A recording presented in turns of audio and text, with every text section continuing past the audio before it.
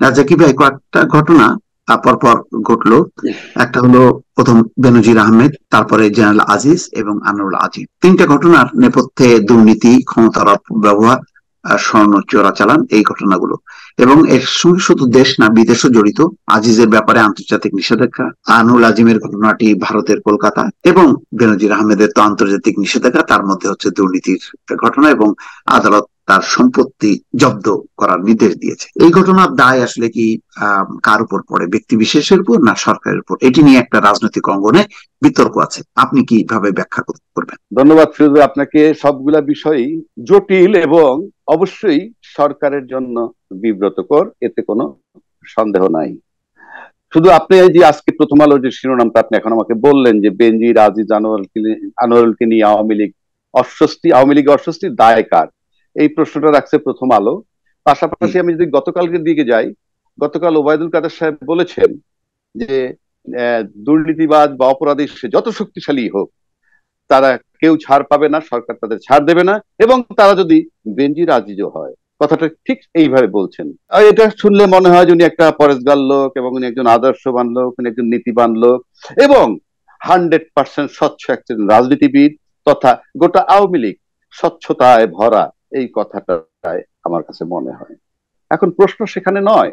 প্রশ্ন হচ্ছে এই ঘটনাগুলো যারা করছে, বা দুর্নীতি বলেন আর যা কিছু করছে, তারা কি অবসরে যাওয়ার আগে করেছেন, অবসরে যাওয়ার পরে করেছে? এটা একটা প্রশ্ন। অবসরে যাওয়ার আগে অবশ্যই করেছেন, কারণ অবসরে যাওয়ার পরে করার কোনো সুযোগ নাই। ইভেন যারা ক্ষমতায় আছে আজকে, তাদের একটা লোকের কিঞ্চিত দুর্নীতি করার সুযোগ নাই যদি ক্ষমতায় না থাকেন। কারো ক্ষমতা নাই। একটা এমপি আজকে এমপি নাই, একটা মন্ত্রী আজকে মন্ত্রী নাই, কালকে সকালে সে চৈত মাইশা কদু, কেউ তাকে জিজ্ঞেস করবে না। আমরা যদি খালেদা জিয়ার তাকে দিকে তাকাই, সেও কিন্তু দুইবারের প্রধানমন্ত্রী। সুতরাং আজকে এই পদগুলো ছেড়ে যে কালকে সকালে যাবে, সে জাস্ট ডাস্টবিনে যাবে। ডাস্টবিনে কেন যাবে? কারণ আমাদের রাজনৈতিক ধারাটা সেইখানে গেছে। নোংরা রাজনীতি, দুর্নীতিবাজ রাজনীতিবাজ, কথাটা আমার সেখানে। তবে দুঃখ লাগে কোন জায়গায়, রাজনীতিবিদরা দুর্নীতিবাজ হোক, কারণ তারা হলে টেম্পোরারি, এবং তারা গড়পড়তা যদি বলি যে শিক্ষিত আছে রাজনীতিবিদদের মধ্যে, সেটা ভিন্ন কথা, সে শিক্ষিত। আদারওয়াইজ শতভাগ মূর্খ লোক রাজনীতিতে অ্যালাউড। কাজে এই মূর্খ লোকরা অনেক কিছু করতে পারে, কিন্তু তাদের ছত্রছায়ায় শিক্ষিত লোকগুলো যখন করে, এবং তারা যখন সরকারের পাশে করে, যেমন এটা, এই প্রসঙ্গে আমি আসবো, তাই একটা কথা বলি। আমি যদি বাংলাদেশ ব্যাংকের আতিয়ারের দিকে তাকাই, আমি জনতা ব্যাংকের আবুল বারাকাতের দিকে তাকাই, আবুল বারাকাত, যাকে নাকি তখনকার আবুল মুহিত সাহেব, আমাদের যে অর্থমন্ত্রী, বলছিল জনতা ব্যাংকটাকে ধ্বংস করলো আবুল বারাকাত, সেই আবুল বারাকাত আজও বহাল তবিয়াতে, কারণ পরিষ্কার সরকার দুর্নীতিবাজদের শেল্টার দিচ্ছে। এখনো আতিয়ার সেমিনার সিম্পোজিয়াম করে। আতিয়ারের রাজনীতিবিদরা কি বললো না বললো অন্য কথা, তার নিজের লজ্জা নাই এসে কি করেছে? যাই হোক, প্রসঙ্গে আসি। খুব সহজে বলে দিলেন কি, যে এদের দায় এদেরকে নিতে হবে, সরকার এটার দায় নেবে না, এবং দুর্নীতিবাজদের বিচার যদি হয় সেটা হবে, এরকম কথা বলেছেন অত্যন্ত স্বচ্ছ রাজনীতিবিদ ওবায়দুল কাদের সাহেব। আমি ওবায়দুল কাদের সাহেব পার্সোনালি বলবো, কিন্তু সে একা বলেন নাই, তাকে বলতে বলা হয়েছে বলে আমি মনে করি। এখন প্রশ্ন হচ্ছে এই, আমি যদি বেনজির সাহেবের দিকে তাকাই, তার দাম্ভিকতা আমি দেখেছি। আমি বলতে চাই, বেনজির সাহেব তিনটা পদে ছিলেন। একটা হলো পুলিশ কমিশনার, তারপরে র্যাবের ডিজি, এরপর হলেন আইজি। আমার কাছে মনে হয় র্যাবের ডিজি থাকাকালীন সে যখন ভিসা নীতির ভিতরে আসছিলেন অথবা নিষেধাজ্ঞা পেয়েছিলেন, তারপরেও কিন্তু বাংলাদেশ সরকার তরফ থেকে তাকে আইজিপি বানানো হয়েছিল। এখানে দুটো বিষয় থাকতে পারে। নাম্বার ওয়ান, সরকার বানায় থাকলে দেশ তারা থাম শো করছিল আমেরিকার প্রতি। আর যদি সেদিকে না থাকি, অন্যদিকে আসি, তাহলে বেনজির সাহেবরা এমন একটা পর্যায়ে চলে গেছিল যে সরকারও থামাতে পারেনি, প্রমোশন দিতে হবে। কেননা এই জায়গাটায় সরকারের ছত্রছায়ায় যে কাজগুলা করেছে, সবগুলা কাজ সরকারের জন্য বেনিফিট ছিল। বেনিফিট ছিল বলেই সবকিছু অ্যালাউ করছে। কাজই আমাকে আইজিপির পদ দিতে হবে, এটাও যদি হয়ে থাকে, তাহলে সরকার সন্ত্রাসীদের কাছে কিংবা দুর্নীতিবাজদের কাছে জিম্মি হবে। দুটোর একটা, হয় আমেরিকার থাম প্রদর্শন করছে, নয়তো এদের প্রভাবেই বাধ্য হয়েছিল। তা না হলে যে কর্মকাণ্ডগুলো করেছে, র্যাবের উপরে স্যাংশন আসলো, তখন কি সরকার জানতো না স্যাংশনটা কেন আসছে? তখন তো থাম প্রদর্শন করছে, এবং সোকল্ড একটা নির্বাচন করে নিজের দলটাকে তিন ভাগ করে নির্বাচন করার পর চরম বাহবা নিছে যে আমরা করে ফেলেছি। এত চাপ তাহলে এখন কেন? এখন তেমন তাদের দায় দায়িত্ব নিচ্ছেন না।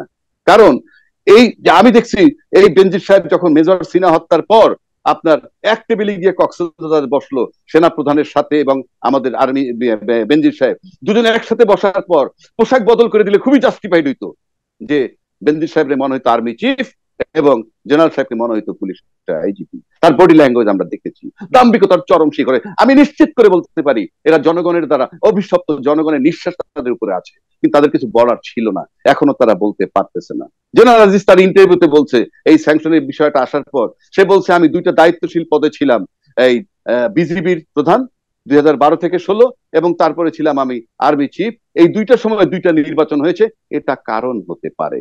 উনি তার ইন্টারভিউতে বলছে, প্রথম আলোতে ছেপ করছে। তাহলে তার উপরে স্যাংশন আসার ক্ষেত্রে এই দুইটা নির্বাচনের কথা সে বলছে, সেটা কারণ হতে পারে। সেই কারণটা কোত্থেকে আসলো? কারণটা তো সরকারের নয়, কারণ দুইটা তো বেনিফিট সরকার পেয়েছে। তাহলে কারণটা কোত্থেকে আসলো? যে কারণে স্যাংশন আসলো, তার মানে হচ্ছে যে প্রক্রিয়ায় উনি পদ্ধতি করে গেছেন, যার আলোকে আবার পরবর্তী নির্বাচন হলো 2024-এর 7ই জানুয়ারি, সেটা হলো একই সিলসিলা, একই সূত্রে গাথা, এটা নকশাটা তৈরি করে দিয়ে গেছেন তারা, সুতরাং স্যাংশন পেয়েছেন। এবং তারা যখন এই কাজগুলো করেছেন তখন সরকারের বাহবা পেয়েছেন, এটার দায় তাদেরকে নিতে হবে।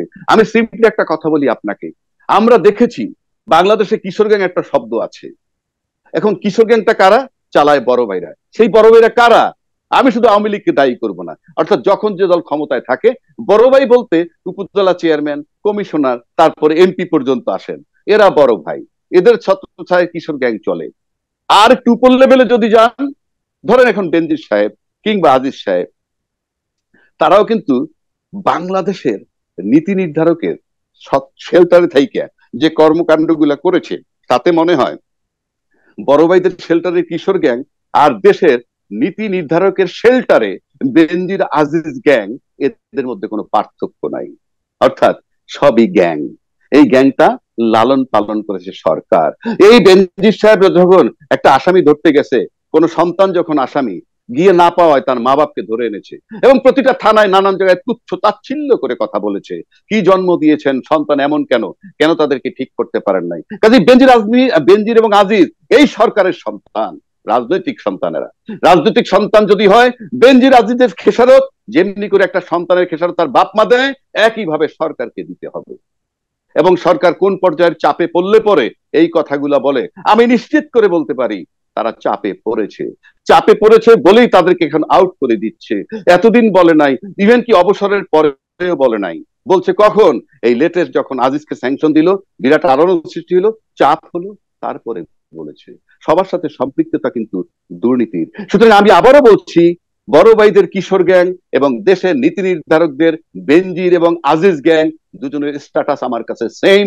দুজনের দায় নিতে হবে সরকারকে এবং খেসারত কৈফিয়ত তাকে দিতে হবে, এবং এই সরকার কৈফিয়ত দিবে আমি আশা করি। সেটা আজকে দেখ আর কদিন পরে দেখ, কারণ এভাবে দেশ চলে না, আমরা সহ্য করতে পারি না। হয়তো বলতে পারেন আমি বাংলাদেশের কেউ না, আমি একটা সচেতন নাগরিক হিসেবে বলতেছি, এটার কৈফিয়ত দিতে হবে এবং দেওয়া উচিত।